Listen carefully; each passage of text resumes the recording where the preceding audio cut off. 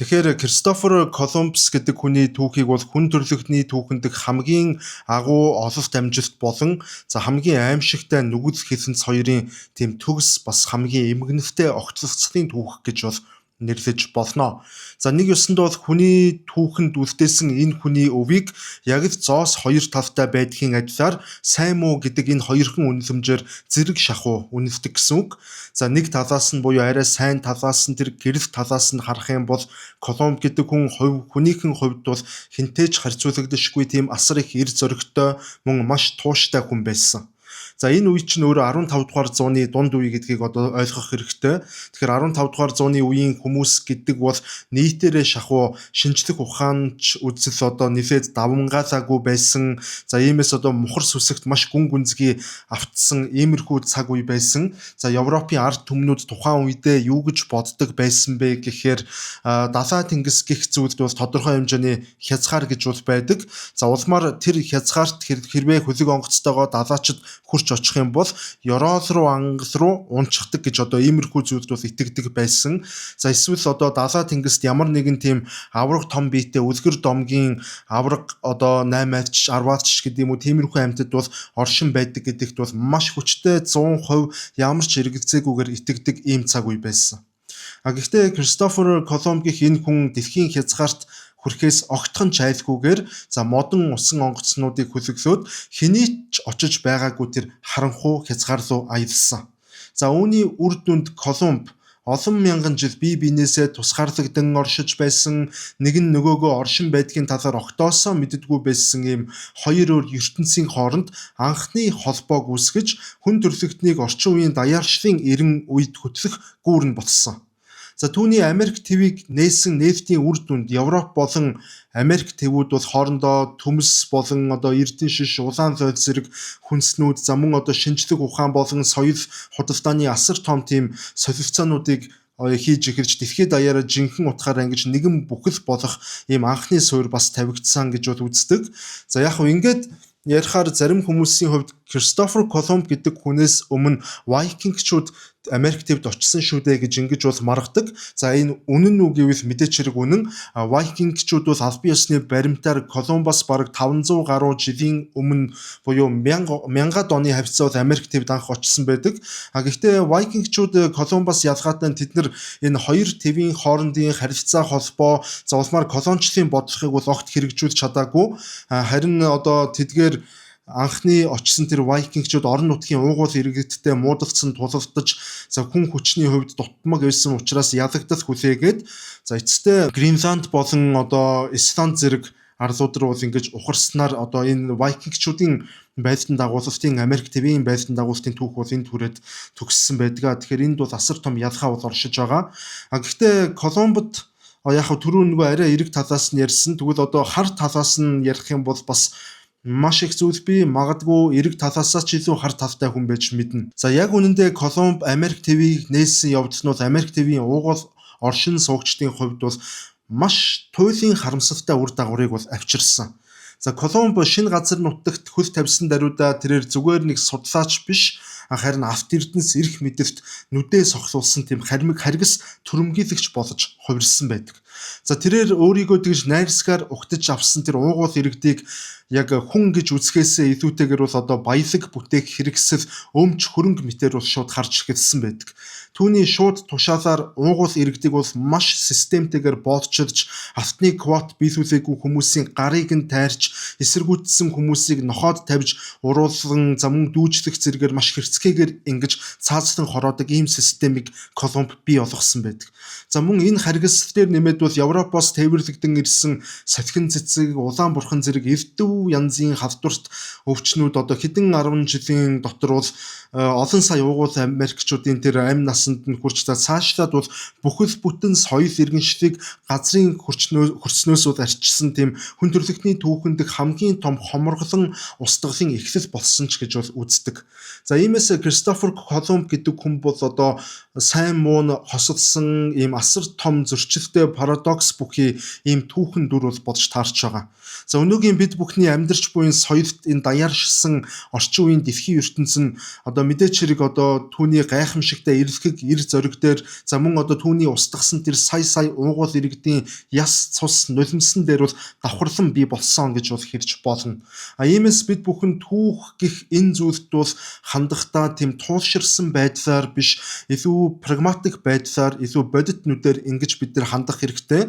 Өөрөөр хэлбэл бид нар энэ бүх түүхэн хүмүүсийг бол одоо гэрэл сүудэртэй гавья болон гим нүгэлтэйнүүд ингэж хамттан хүлээн зөвшөөрөөд бүх зүйлийг ингэж тэнцвэртэйгээр маш эрүүлэр сэтгэж дүгнэх нь за хамгийн шудраг түүхэн дүгнэлт байх болно гэж бол хэлмээр байна.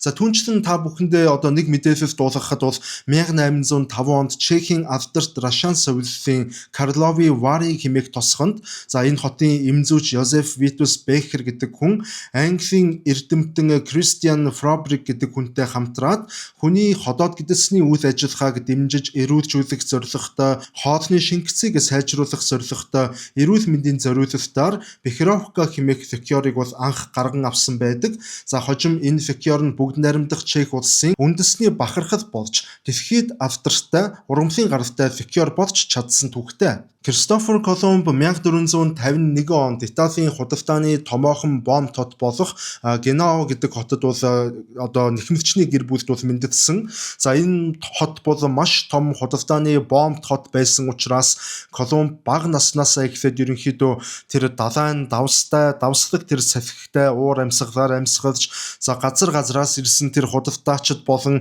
мөн газрын тэр усан цэргүүдийн ярьдаг алс холын нутгийн тэр үлгэр домгууд түүхүүдийг сонсож бол түүний бага нас ихэлсэн өнгөрсөн. За ингээд тэрээр нэг өсөнд бол бага наснаасаа эхлээд ингэж адал явдалд дурлагч далаачин болохыг одоо ингэж хүсэж эхэлсэн гэж хэлж болно.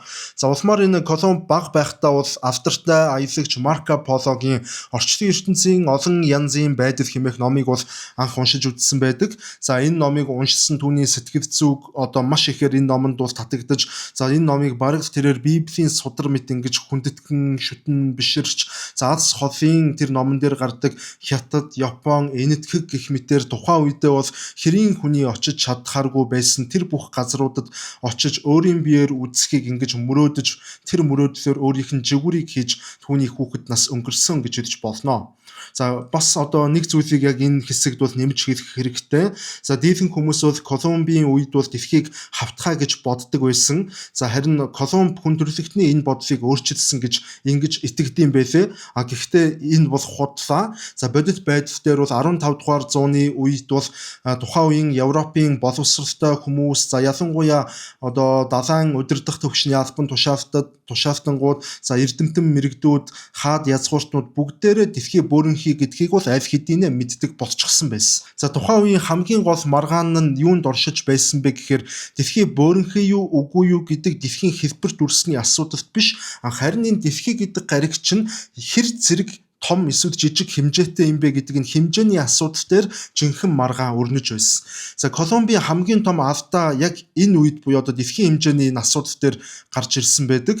За ямар алдаа гаргасан байдаг вэ гэхээр Колумб бол одоо эртний газар зүйчдийн номыг уншиж байгаад за Арабын тэр газар зүйчдийн бичиж үлдээсэн миф гэдэг ойлголтыг Ромын шинжлэх ухаанчдын бичсэн миф гэдэг ойлголттойгоор бол яг ижилхэн хэмжээгээр ингэж тэнцүү гэж ингэж тэр хүн бодож бол итгэх болсон байдаг. За ингээд Кристофер Колумб өөрөө тооцоолол хийж үзээд за түүний тооцоололоор бол одоо өнөөгийн бодит дэлхийн хэмжээнээс дэлхийг Кристофер Колумб 25 дахин жижигхэн ингэж тооцоолж бол итгэж эхэлсэн байгаа. За түүний энэ тооцоолол бол одоо Европ твээс яг ингэж баруун тишээ яваад Атлантын далайг гатлаад 4-өөс одоо нийтдээ 5000 км яваад ерөөсөө бид нар Японы иргэд бол хүрч чадна гэж ингэж итгэсэн байгаа. За гэтэл яг бодит байдал дээр одоо баруун Европоос шууд Атлантын далайгаар нефт Европ хүрэхэд бол 20,000 км-ийг бол ингэж зарцуулж туулдаг. Энэ дээр бол Кристофер Колумб маш том алдаа гаргасан. За хамгийн гол нь одоо Колумб гэдэг хүн өөрийнхөө энэ буруу итгэл үнэмшил одоо энэ буруу тооцоолтоо бүрэн төгс итгэж гисэн ийм хүн байсан.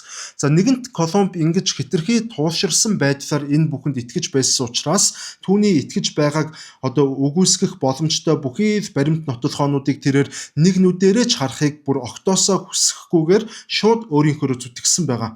За ингээд Европын одоо хамгийн шилдэг одон орончид болон математикчид бол Колумбод ерөнхийдөө чиний энэ тооцоолол бол буруу байна. Дэлхий чиний бодож байгаагаас бол хамаагүй томоо. Тийм жижигхэн хөлөг онгоцоор Аз хүртэл явах ямар ч боломжгүй. Аяллахын дунд нь очиод л та нарын хоол хүнс дуусаад бүгдээрээ өлбөрч өгнэ гэж одоо шинжлэх ухааны үндэслэлтэйгээр ингэж бол одоо маргасан байдаг. Гэхдээ Колумб хэний ч үгийг сонсоогүй. Колумб өөрийнхөө энэ итгэл үнэмшилт бол шинжлэх ухаанаас илүүтэйгээр бол итгэж өөрийгөө одоо яг л энэ дэлхийд одоо яг энэ нээлтийг хийхийн тулд буюу дэлхийн хэмжээг боддоор зураглахаар Бурханаас заяагдсан ийм илч мэтэр одоо өөртөө бүрэн итгүүлсэн байдаг.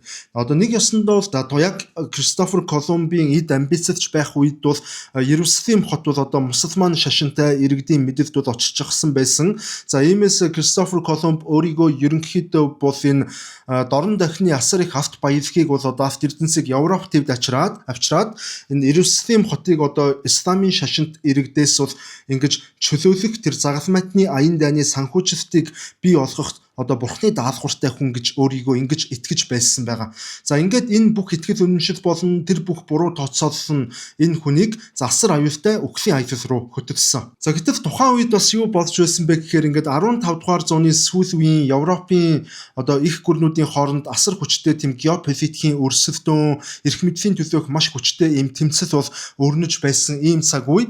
За бүх зүйл энэ бүхэн хаанаас эхэлсэн бэ гэвэл 1453 оноос эхэлсэн байдаг.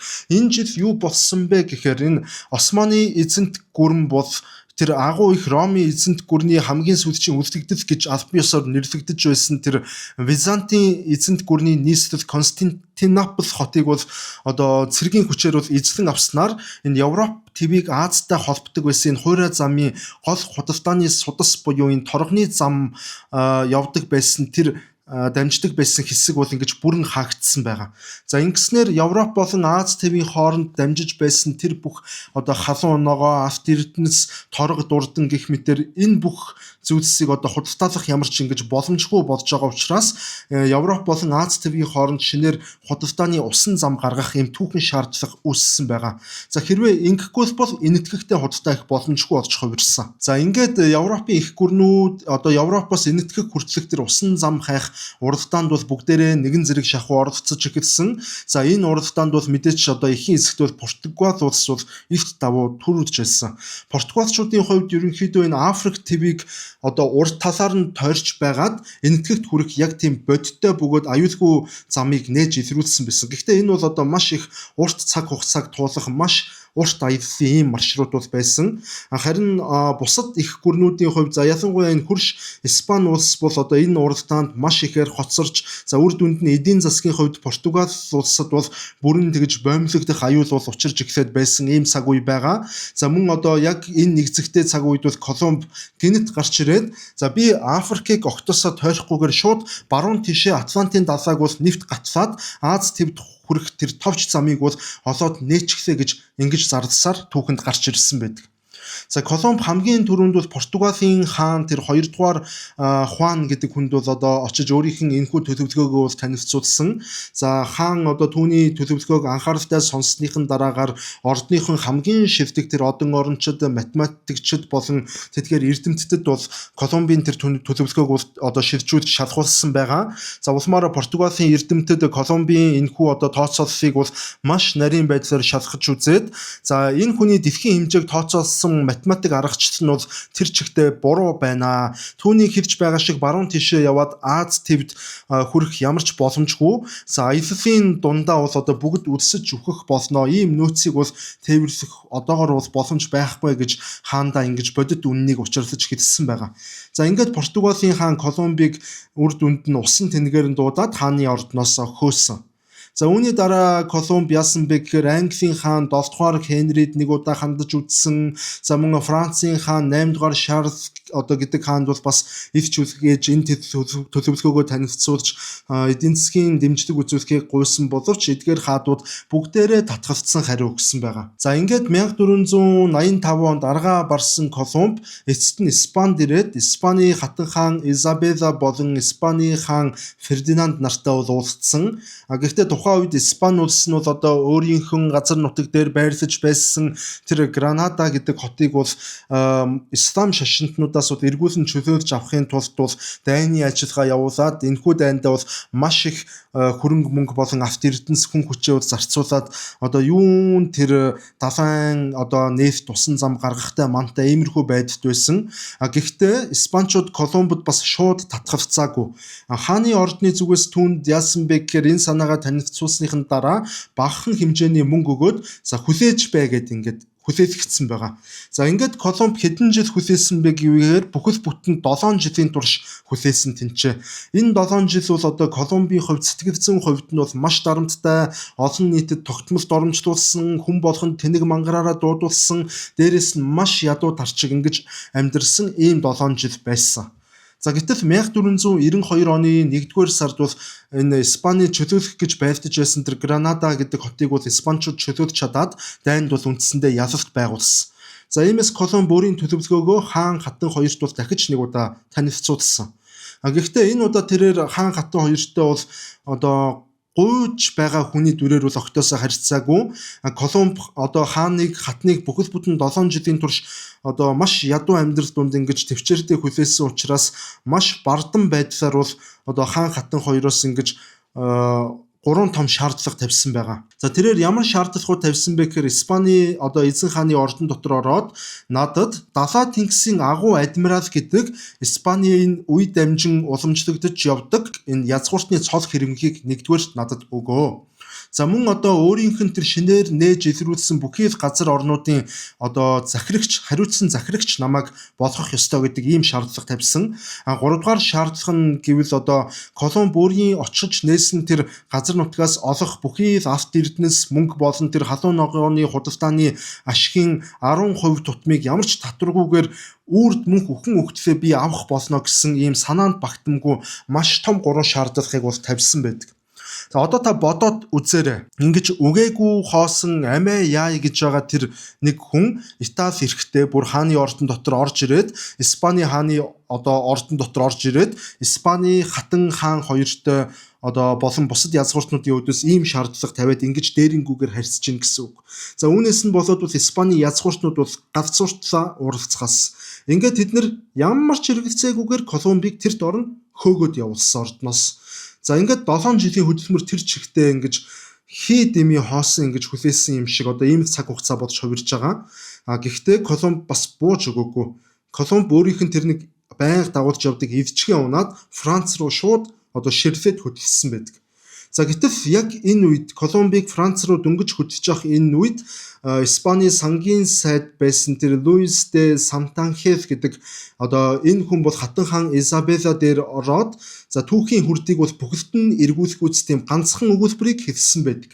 За тэрээр ямар өгүүлбэр хэлсэн бэ гэхээр эрхэм дээдэс минь за 3 жижиг хуучин усан онгоц гаргаад за хэдэн одоо гэмт хэрэгээр шийтгүүлж байгаа далаачдыг түүнд гаргаж өгөх нь бол Испани одоо эзэн хааны тэр сан хөмрөгт бол ямар ч дарамтыг бол очруулахгүй. Хэрвээ тэд нар далаад аялж байгаад бүтэлгүйтэд бүгдээрээ өгөх юм бол бид нар ердөө багахан хэмжээний мөнгө алдаад л өнгөрнө. Биднэрт ямар ч гарцгүй. Харин үнэхээр энэ Колумбийн үнэн зөв байгаад тэрээр ингэж инэтгэг хүрэх шин замыг нээгээд олчих юм бол энэ Испани улс манай энэ Испани улс бол одоо Португалийг бол өмнөөс сөхрүүлж дэлхийн хамгийн баян хамгийн хүчрхэг ийм бүрэн болж хувирах болно. За энэ бол алдаж болохооргүй ийм мөрий ийм маш эрсдэл багтай ийм бооцоо юм шүү гэж ингэж хатан хаанда ингэж итгүүлж зөвлөсөн байдаг. За ингээд олон жилийн тэр их хүлээлт сэтгэл зүйн нүр их дарамтны эцэст Испани хааны зөвшөөрлийг авсан Колумб за хэний ч зүрхлэн явдаггүй тэр хар далай гэгдэж тухайн үед нэрлэгддэг байсан Атлантын далай гатлах үхлийн аялалдаа бол гарсан. За энэхүү аюулнууд зөвхөн байгалийн хүчин зүйлийн эсрэг юм хийсэн тэмцэл бол байгаагүй. Харин энэ аюул бол хүний дотоод тэр айдас, хүн төрлөختний агуу их тэр мухар сүсэг, хар итгэл үнэмшил, мөн сэтгэлийн дотоод тэр их цөхрөлтөй хийсэн хамгийн хүнд хэлбэрийн сэтгэл зүйн тулаан байсан гэж ингэж дүгнэж болно. 1492 оны 8 дугаар сарын 3-ны өдөр Колумбус энэ Ниня, Пинта, Санта Мария хэмээх юм 3 жижигхэн модон усан онгоцсон дээр за 90 гаруй тийм далайчны хамтаар Испани Палас Бомтос хөдөлсөн. За түүний захиргаанд өгсөн тэр 90 гаруй далайчдын дийлэнх нь энэ аюулт бол сайн дураараа явахыг огтоосоо хүсээгүй. Эдгээр аялагчдын зарим нь ерөөсөө энэ шоронгоос судлагдахын тулд энэ ялтан байх хугацаагаа багасгах зорилгоор энэ ялаа наймаалцаж энэ аюулт гарахаар ингэж тохироо хийсэн байдаг. За ингээд 15 дугаар зууны үе гэдэг бол бас ядж хахад эгд жирийн удирдах албан шатны хүмүүс биш, харин энэ яг эгд жирийн далайчдын хувьд тэдгээр далайчд бол яг үнэндээ ямар ч газар зүй мэдлэггүй, маш тийм одоо эрдэн боловсралгүй, харанхуй бүдүүлэг, дээрэс нь мухар сүсэгт бүрэн автсан ийм хүмүүсээс бол бүрдэж байсан. За тэд нар энэ далайн төгсгөлт хэрвээ очих юм бол хүн төрлөختөн тэр далайн төгсгөлт байгаа тэр ангал руу унаад үхчихнэ. За эсвэл одоо энэ экваторын шугам руу хэрвээ бид нар ойртох юм бол далайн ус бол ингээд тэнцээ бусадж идэг учраас бид нар бас шатаад үхчихнэ. За эсвэл бүр нөгөө аврах том үлгэр домгийн тэр авраг арваарч гэх мэт тийм далай тэнгисийн нууцлагдмал амьтад гарч ирээд биднийг шууд залхиад идчихнэ гэх мэтэр ийм асар их айдас дунд бол явсан байгаа. 500 гаруй жилийн өмнө шүү дээ. За улмаар тэд нар ингээд эцэс төгсгөлгүй юм эдийн Атлантын далайд их газрын бараа харлахгүй ингээд маш олон 7 хоногийн турш ингээд яваад ахаар сүүлдээ энэ хүмүүс чинь бол жоохон айж эхлээд одоо ингээд хүнс дуусаад бид нар өлсөд яах ч үхчих юм биш үү гэдэг иймэрхүү цөхрөлт бол ерөнхийдөө бол автцааж эхэлсэн байдаг. За Колумб ингээд багийнхан далайчдын сэтгэл зүг бол маш ихээр айж байгааг маш сайн мэдэрч эхэлсэн учраас тэдгээр гишүүдийг бол тайвшруулахын тулд нэгэн арга залхим их бас хэрэглэж эхэлсэн байдаг. За тэр нь ямар арга залхим хэрэглэж эхэлсэн бэ гэхээр Колумб Ахмадын өдрийн тэмдэглэлийг 2 байдлаар бичиж эхэлсэн байгаа.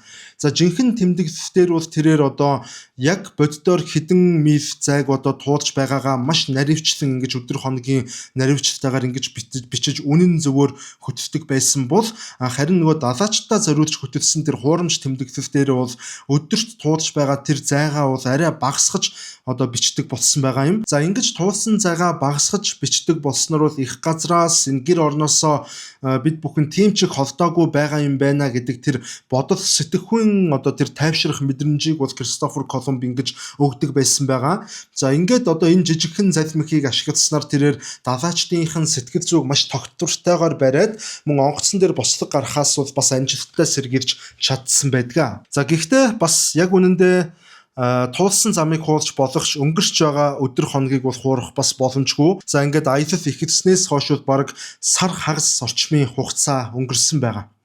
За ингээд тухайн үед бол одоо яг үнэндээ тэр Кристофер Колумбийн багийнхан бол Европын түүхэнд хэний ч явж үзээгүй тийм холын зайд их газрын одоо ямар ч барааг харалгүйгээр ингээд хагас сар шахуу ингэж тасралтгүй явсан байгаа юм. За иймээс ерөнхийдөө тэдний хоол хүнс болон цэвэр усны ундны нөөцүүд бараг бүрэн шахагдаж эхэлсэн. За ингээд далайчид бүгдээрээ ингэж дотооддоо нийлэн хувилтаа зохион байгуулж байгаад Кристофер Колумбийн эсрэг бол бослог гаргахаар төлөвлөсөн байдаг. За тэд нэр Колумбийг ерөнхийдөө нухаж хайчгаад за буцаж эх орондоо очингуудаа манай адмирал өөрөө шүн дунд ингэж одоо од харж байгаад хавтраад далаараа унаад өгчихсэн гэдэг юм хуурамч түүх зохиоё гэж ярьдаг дээр санал нэгдсэн байгаа. За гэтэл Колумб тэдний хувилтаа ихч байгааг бол олоод мэдчихсэн. За мэдэн гутаа бүх далайчдаа цуглуулж байгаад за та бүхнийг бол би маш сайн ойлгож байна. Бүгдээрээ ингэж одоо шантарч байгааг ойлгож байна. Надад 3 юм уу 4 хоногийн л хугацаа өгч. Хэрвээ 3 юм уу 4 хоногийн дараа дахиж их газар хэрвээ харагдахгүй бол бүгдээрээ шууд буцацгаая гэж ийм амлалт өгсөн байгаа. За улмаар түүний хугацаа энэ 3-4 хоногийн хугацаа дуусах төхөж байсан тэр 1492 оны 10 дугаар сарын 12-ны өдрийн за шөнийн 2 цаг орчимд Пинта гэдэг 3 хөлөг онгоцных нь Пинта гэдэг хөлөг онгоцны усан цэрэг Родриго де Триана гэдэг хүн одоо тэнгэрийн хаяанд тэр бүрдэлцэж байгаа шүн дунд бүрдсэн харагдаж байгаа тэр хуурай газрын тэр харлсан тэр харанхуй сүүдрийг бол олж хараад газар харагдлаа гэд ингээд орилоод бүх багийнхныгаа шин дунд сэрээсэн байна. За үүнийг сонсоод бол сэтгэл зүйн маш хүнд байдалд ороод байсан тэр далаачдын сэтгэл зүй бол хормын дотор тэр бүх айдснууд баяр хөөр болж хувирсан. За ингээд тэд өнөөгийн одоо багаамын арлуудын нэгэн аралд бол тухайн үед ингэж хөл тавьсан байгаа. Колумб одоо ирэг дээр гараад иргийн тэр эдсэнд бол өвдгөө шигтгэж өвдөг сөхрөн суугаад бүх хүч чадлаараа ингэж дээд тэнгэр бурханд талархаж за мөн өөрийнх нь мөрөөдөлтөө итгэж явах нь ямар ингэж зөв байсныг маш бахархалтайгаар нийт багийнхандаа ингэж зарлан тунхагласан байдаг. Гэхдээ тэрээр өөрийгөө тухайн үед шин твэд биш харин Аз твэд хөл тавьчихлаа гэж ингэж итгэж байсан. За улмаар тэрээр нэг их удалгүй бас яг бодит үннийг олж мэдсэн байдаг. За одоо өргөжлүүлэн ярихаас өмнө та бүхэндээ манай суугаас гаргасан энэ миний тэмцэл Адольф Хитлерийн 1924 онд шоронд хоригдож байхдаа буюу Германы улс төрд орохоосоо өмнө өөрийнхөө тэр бичсэн тэр миний тэмцэл гэдэг одоо энэ номыг би өөрөө ингэж орчуулсан гаргаад өөрийнх нь сувгаар бол худалдаалж байгаа. Номын дэлгүүрүүдээр байхгүй. Энэ номыг яг ингэж орчуулсан үний хувьд хэлэхэд ингэ орчуулад явж байхад ерөнхийдөө за эн чинь одоо залуудаа бичсэн ном гэсэн үг шүү дээ. Яг тэр Австри-Унгар гэдэг тэр эзэнт гүрний тухайн үеийн тэр парламентын тогтолцоо, парламентын гишүүд, улс төр нийгмийн нөхцөл байдал нь бол яг манай өнөөгийн тэр одоо нөхцөл байдалтай маш ижилхэн нөхцөл байдалтай. Яг энийг ингээд орчуулаа явж хахад яг нөгөө Монгол улсын парламент ингээд бүр нүдэнд буух шиг ингээд сэтгэлд бүр ходоор ингэж иврээд ингээ болдгоо яг нэг тийм мэдрэмжинд бол айгүй гүн гүнзгий автаж бол бас орчуулсан гэдгээ бол хэлмээр байна. За үүнээс гадна одоо яг энэ Израиль улс гэдэг байгаа энэ еврей хүмүүсийг Хитлер гэдэг хүн яг яагаад яг ямар шалтгаанаас болоод энэ хүмүүст ингэж дургу болсон юм бэ гэдгээ одоо Хитлер бас энэ номон дээр маш нарийн тодорхой бол бичсэн байдаг. Мэдээж одоо тэр дургу болоход бас шалтгаан бол хэрэгтэй. Хитлер гэдэг хүн анханасаа тэр еврейчүүдийг үзий яддаг хүн бас байгаагүй гэдгийг бол хэлмээр байна. За тэгээд энэ ном маань ерөнхийдөө маш их одоо авах зүйл ихтэй, хаях зүйлч бас ихтэй ийм ном гэд болсон гэдгийг бол хэлмээр байна. Ерөнхийдөө шулуухан хэлэхэд бол ингээд улс төр сонирхдог, нийгмийн шинжлэх ухаан, социологийн шинжлэх ухааныг сонирхдог, за мөн одоо түүх бас сонирхдог иймэрхүү хүмүүсийн хувьд бол энэ ном бол заавал байх ёстой, номын санд нь байж ах ёстой тийм ширээний ном юм шүү гэдгийг бол одоо та бүхэнд ингэж одоо бичсэн номороо би бас ингэж уучлаарай зорчуулсан номороо ингэж бас бахархаж бол хэлмээр байна. Тэгээд энэ ном маань одоо 60,000 төгрөгөөр ерөнхийдөө худалдаалагдаж байгаа. Гадуур бол худалдаалагдахгүй байгаа. За ингээд та хэрвээ худалдаж авахыг хүсвэл 99 24 70 42 гэдэг дугаараар бол захиалан хүргэлтээр авах боломжтой байгаа юм шүү. За ингээд үргэлжлүүлэн ярья. Кристофер Колумбийн Америк твд хөл тавьсан тэр мөч бол одоо яалт ч үгүй хүн төрөлхтний түүхийн маш чухал үйл явдал байсан. За энэ бол олон мянган жилийн турш бие биенээ бүрэн тусгаарлагдсан тэр хоёр өөр ертөнц, хоёр өөр соёл иргэншил анх удаага нэгнийх нь нүрийг ингэж боддоор харж тулгарсан ийм үйл явц байсан. За харамсалтай нь энэ нээлт нь илүү хар бараан бодит байдал руу маш хурдан шилжсэн харамсалтай. За Колумбийн сэтгэл зүй тухайн үед одоо гүн төрөлтөд давтаад байсан учраас тэрээр одоо ирэг дээр буухтаа бол энэтхэгийн далаад дах одоо Азийн арлуудад ерөнхийдөө өөрийгөө ирчихлээ гэж ингэж итгэж байсан учраас тентхийн уугуул иргэдийг Испаниар Лос Индиос буюу одоо энэтхэгчүүд хэмээн ингэж нэрлэсэн байдаг. За Колумбийн одоо энэхүү түүхэн маш том андуурс нь өнөөдрийг хүртэл ингээд хадгалагдсан үлдээд Америк твийн уугуул иргэдийг ерөнхийдөө индианчууд гэж одоо ингэж нэрлэх энэ үндэс суурь болсон байдаг. За Колумбийн хамгийн анх угтаа авсан хүмүүс нь бол Карибын тэнгисийн арлуудад нутагладаг Тайно гэдэг омгийнхан байсан. За энэ омгийнхан бол ингээд газар тариалан эрхэлдэг, загас сагнуур бас эрхэлдэг, маш тайван амгалан амьдардаг, найрсаг харилцаатай, маш өгөөмөр сэтгэлтэй ийм найрсаг ард түмэн байсан. Тайночууд амьдралдаа хизээж тийм төмөр зэвсэг ашиглаж харж үзэж байгаагүй, эсвэл одоо далайн тийм авраг том модон усан онгоцнуудыг одоо морь зэрэг одоо иймэрхүү амьтдыг бол хизээж тэд нэр амьдралдаа харж хэдэн үеэр харж байгаагүй учраас тэд нэр Колумбийн ирсэн тэр Колумбийн багийнхныг хараад тэнгэрээс бууж ирсэн бурхад байна гэж ингэж бас л нөгөө нэг мухар сүсгээрээ итгээд испанчуудыг маш эвхэмсэг дотн сэтгэлээр бол тосож авч өөрсдийн тэр хоол хүнс одоо өөрсдийнх нь тэр нутгийн онцлог бэлэг тэмдэг утсан тод шувуу хөвөн зэрэг тэр зүйлүүдээ ингэж бэлэглэж эхэлсэн байгаа. За даанч хэрвээ Колумб одоо зүгээр л нэг судлаач байсан бол энэ уулзалт ингээ инх тайвнаар бол өндөрлөх боломжтой байсан. Гэхдээ Колумбийн дотор алт эрдэнэс эрх мэдэл шунсан тийм колончлогчийн аратан авир байсан. Тэр аратан авир нь сэргэж эхэлсэн. Ингээд Тайно гэдэг тэрдгээр хүмүүсийн тэр маш найрсаг тэр зан чанар зэвсэггүй байдлыг ингэж овчноор олж харсан Колумб Испаний хаан хатан хоёрт бол одоо албан ёсны захидал бичсэн байдаг. Тэр захидалд юу гэж бичсэн бэ гэхээр тэрээр энэ хүмүүс бол ерөөсөө зэвсэг хэрэглэж мэддэггүй хүмүүс байна. Би тэдэнд одоо эрд үзүүлэлтэд тэд нэр эрдийг анх удаа харж байгаа юм шиг маш гайхаж харснаа эрдний үзүүрт өөрсдийнх нь тэр хуруу гарыг бол зүсэж өөрөө өөрсдийгөө ингэж гимтээж байсан. Тэд нар ерөөсөө ингэж төмөр ашиглаж сураагүй ийм хүмүүс байна. Иймээс энэ хүмүүс бидний маш дуулууртай зарцнаар бодж чаднаа. Ердөө л 50хан бүрэн зэвсэгтэй хүн байхад эднийг бүгдийг нь захирч хүснээ хийлгэж болохоор байна гэж ингэж бичсэн байгаа. За ингээд тухайн мөчөөс эхлээд энэ шин твийг, шин газар нутгийг нээгч энэ агуу их одоо эрэл хайгуулж газар зүүн их нээлтийг хийгч Кристофер Колумб гэдэг хүн маань одоо цоо шин тийм харгас дарангуулагч боолчлагчийн дүр төрхөөр шинээр мэндэрч байгаа гэж хэлж болно. Колумбийн нүдийг одоо хамгийн ихээр татсан зүйл бол энэ уугуул иргэдийнх нь тэр хамартаа зүүдэг байсан тэр жижиг тийм алтан эдэрлүүд байсан байгаа. За тэрээр одоо энэ Азийн асар их баялагийг оллоо гэд тухайн үедээ ингэж итгэсэн учраас тэр Тайно омгийнхноос ерөнхийдөө энэ автны уурхай чи хаана байдгийг автны уурхайгаа олж өг гэх мэтэр ингэж дарамтлаад за хэлэхгүй болонгууд зарим хүмүүсийн тэгж хөлөө онгоц руугаа нууцаар хулгайлж авчираад хөлөг онгоцсон дотроо ингэж эрүүдэн шүүж эхэлсэн. За энэ нь Америк твдэх энэ Европын хүн хулгайлах боолчлох ажиллагааны хамгийн анхны албан ёсны сонгодог жишээ болсон гэж ингэж одоо үздэм байл албан ёсоор. За улмаар Колумб бол одоо тэр хавийн арлуудаар хэсүүчилж ингэж авт эрдэнэс хайж байх явцдаа бол Кубыг нээж байгаа тэр Hispaniola буюу одоо огийн тэр Доминикан гэдэг улсын нутгуудыг бас ингээд давхар нээсэн байдаг. За мөн тухайн үед одоо Санта Мария хөлөг онгоц нь бол арлын эргийг мөргөөд сүрсэн учраас одоо 39 хүнээ тэр арал дээр үлдээгээд Ла Навидад гэдэг нэртэй тийм суурин байгуулад ингээ өөрөө Испани руу тэр одсон тодорхой хэмжээний авт болон тэр боолчилсан зарим хүмүүсийн төлөөллүүдийг аваад Испани руу буцсан байдаг. За Колумбийн энэхүү анхны аялал уугуул иргэдтэй хийсэн тэрхүү уулзалт нь бол хүний түүхэнд гарсан хамгийн эмгэнэлтэй сүрлэлийн эхлэлийг бол тавьсан.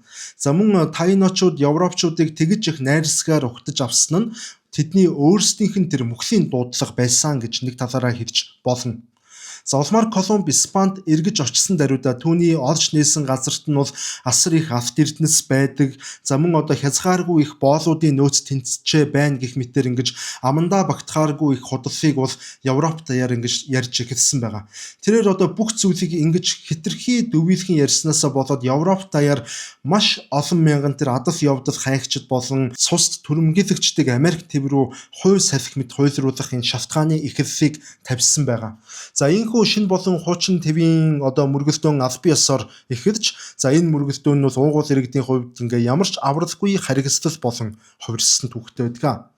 За мэдээч хэрэг Колумб өөрөө Испанд ингээ босож очихдоо бол тодорхой хэмжээний түрүүн хэлсэнчлэн авт болон тэр боолын нөөцтэй ингэж эргэж ирсэн. За түүнийг одоо ингэж их олз омогтой ирснийг хараад Колумбыг бол одоо хааны ордонд асар их хүндэтгэлтэйгээр угтаж авсан байдаг. За тэрээр амлсан ёсоор бол одоо Давайн агуу их адмирал гэдэг тэр удам дамжих язгууртнээс холоо авч чадсан. За мөн шинэ газар нутгийн захирах чимээх хэрэгэн зэргүүдээ ч авч чадсан. Гэхдээ энэ эрх мэдсэн түүний жинхэнэ дотоод мөн чанарыг бол илчлэн харуулад түүхэнд хамгийн харгас дарангуулагчдын нэг болгож хувиргасан байдаг. 1493 онд Колумб 17 усан онгоцтой, өмнө нь 3 усан онгоцтой явсан бол энэ удаа 17 усан онгоцтой 1200 гаруй цэрэг, хувраг, тариачин болон одоо тийм зэвсгэлсэн далайчдыг бол дагуулад хоёр дахь аялалдаа маш эсвэр дүүлэнтайгаар Испани хааны гэр бүлийн ивэлд гарсан. За түүний зорилго нь бол зүгээр нэг газар нутаг нээх, илрүүлэх биш харин энэ удаагийнхан ялгаа нь колончлох явдалд оршиж байсан. За ингээд тэрээр одоогийн Хайти улсын нутагт үлдээсэн тэр 39 одоо бүрэлдэхүүнтэй өөрийнх нь тэр колон дээр эргэж ирэхэд огт төсөөлөөгүй дүр зураг түүнийг угтж байгаа. За юу болсон бэ гэхээр Колумбийн үлдээс нь тэдгээр одоо далаачид 39 далаачид нь орон нутгийн одоо овог аймгийн эмэгтэйчүүдийг хүчнэдсэн учраас за ирчүүд нь ирээд тэр 39 далаачдыг бүгднийг алаад хядаад устгаад дуусгачихсан байсан. Өшөө авалт явуулсан байсан гэсэн үг. За ингээд нэгэнт одоо хүмүүсийг нь хөнөөсөн учраас Колумбийн хувьд бол уугуул иргэдийн эсрэг тэгж нээлттэй байдлаар маш хэрцгий дайн зарлах юм шавтгаан гарч ирсэн, шавтаг бий болсон гэж хэлж болно. За Колумб одоо дээрэс нэмээд хэлэхэд өөрийнх нь тэр Испани хаанд амласан тэр их автыг заавал олж одоо хааны ордонд илгээх ёстой байсан учраас түүний толгой дотор ерөнхийдөө автнаас өөр зүйл тухайн үедээ эргэлдэхээ бараг болчихсон байсан. За тэрээр ингээ 14-өөс дээш насны Тайно омгийн одоо бүх иргэдэд автны тусгай тийм квотыг тогтоосон байгаа. За нэг ёсонд бол одоо уугуул иргэд 3 сар тутам тодорхой хэмжээний тийм автны нунтгуудыг цуглуулад испанчуудад тушаах ёстой. За мөн одоо квота биелүүлсэн хүмүүсийн хүзүүндэн зүүдэг тийм тусгай зэсээр хийсэн тэмдэглэгээ өгдөг болсон байгаа. За харин автаа гүйцэд авчираагүй эсвэл одоо зэс тэмдэггүй явж байгаа тэр баригдсан хүмүүсийг яаж шитгэдэг байсан бэ гэхээр хүмүүсийн гарыг яг тэр энэ бугуун хэсгээр нь бол одоо шууд сэлмээр цавчиж тайраад цус автаж ингэж өхүүлдэг байсан. Тэр цус автаж өгөхийг бүх нийтийн нүдэн дээр ингэж нээлттэй харуулж бусдыг ингэж айдас гүйцэд автуулдаг байсан. Энэ бол Колумбийн санаа байсан. Ингээд одоо түүний энэ санаанд багтамгүй харгислаас болж одоо 10,000 орчим хүн одоо нутгийн уугуул иргэд тухайн үедээ бол амиа автаж үгцгээсэн гэдэг ийм тооцоо байд юм байлээ. За улмаар ингээд мэдээч ингээд тодорхой хэмжээний автуудыг авчирч өгсөөр байгаа тухайн бүс нутгийн автны нөөц нь дуусч эхлэх үеэр за Колумб уугуул иргэдийг өөрсдийнх нь Европ руу шууд одоо хулгайлаад хүчээр боол болгож ингэж зарж эхэлсэн байд. За улмаар тэрээр одоо Америк тивд хамгийн анх Encomienda гэдэг одоо тийм харгас системийг бол нэвтрүүлсэн. За энэ нь ямар учиртай систем бэ гэвэл испанчуудад шинэ тивд газар одоо хуваарлаж өгөхдөө тухайн газарт амьдарч байсан тэр уугуул иргэдийг яг л одоо мал амьтантай адилханаар одоо тухайн хүний харьяа өмч болгон дагалдуулан өгөөд ингээд тэдгээр хүмүүсийг шинэ газрын эзэд нь эцэс төгсгөхгүйгээр хүнд хөдөлмөрт бол одоо үнгүй зүтгүүлдэг юм боолчлын системийг Америкт анх бий болгосон. Ингээд нэг ёсонд бол Колумб гэдэг энэ хүн бол тэр уугуул иргэдийн хувьд одоо цоо шин мангас болсон гэсэн үг. Анх бурхан гэж бодож байсан чинь тэр бурхан гэж бодож байсан Колумб нь мангас болж хувирсан. За мөн одоо энэ Колумб гэдэг нь дан ганц тэр уугуул иргэдтэй тэр мангас авираа гаргаад тогтохгүй тэр одоо тэнцээ амьдарч шинээр нүүж ирсэн тэр Испани хүмүүсийн хувьд ч гэсэн хамгийн ихээр үдсэн ядагддаг тийм дарангуулагч болж хувирсан байдаг.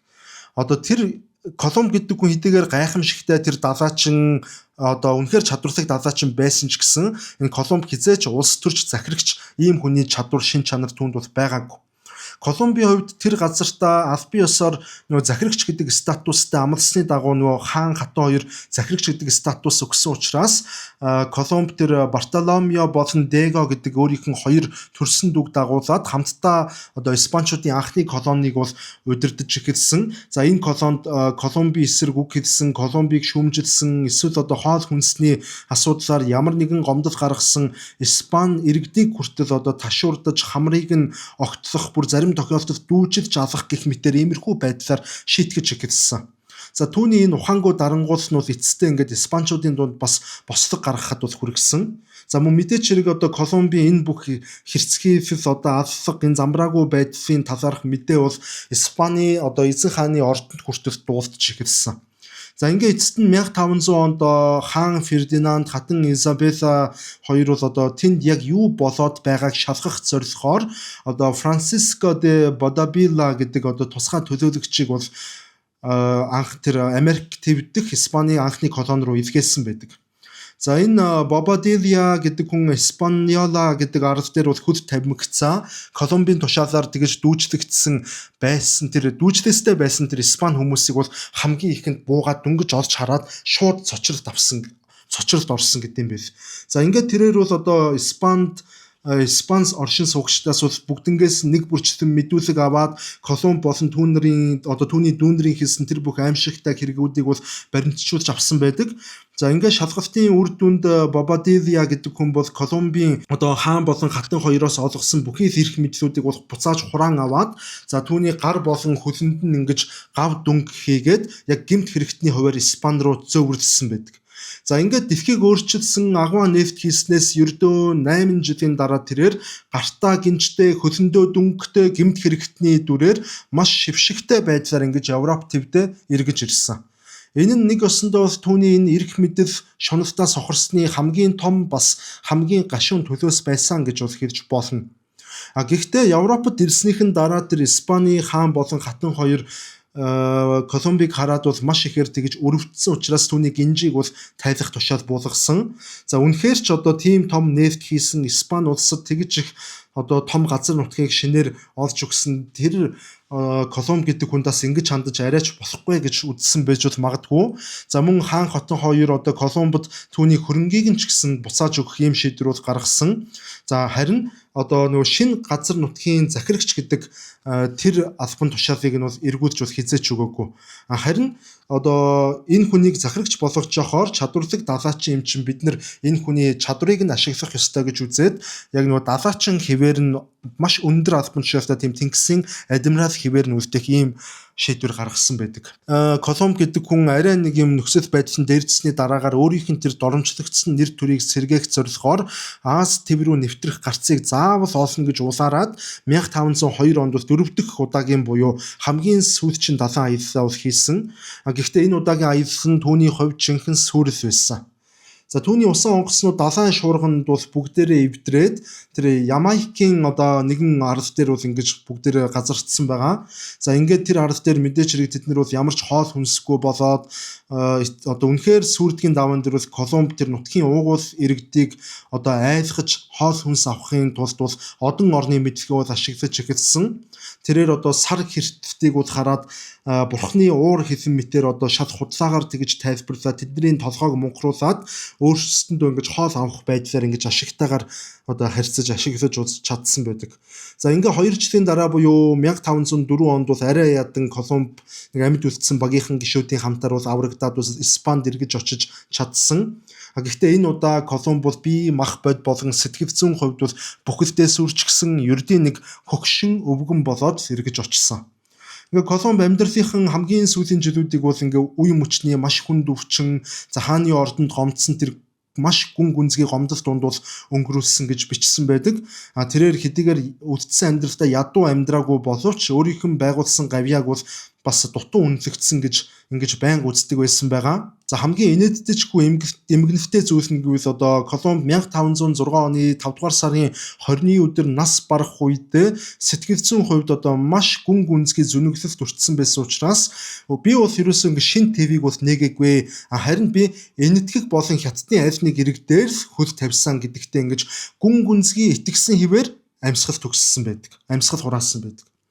Улмаар түүнийг нас барснаас дөнгөж хэдхэн жилийн дараа Италийн далайч Америко Веспуччи бол Колумбийн нээсэн твийг аль бие ёсоор энэ бол Аз төв биш байна. Харин энэ газрын зураг дээр огт тэмдэглэгдээгүй Европчууд бидний хизээч өмнө харж байгаагүй шин төв байна гэж ингэж батлаж ингэж нээлтэлсэн байдаг. За ингээд Америк твийг Колумбийн төв бус харин Америко Веспуччиг бол бэлэгдээд Америк хэмээх ийм нэрийг бол өгсөн байдаг.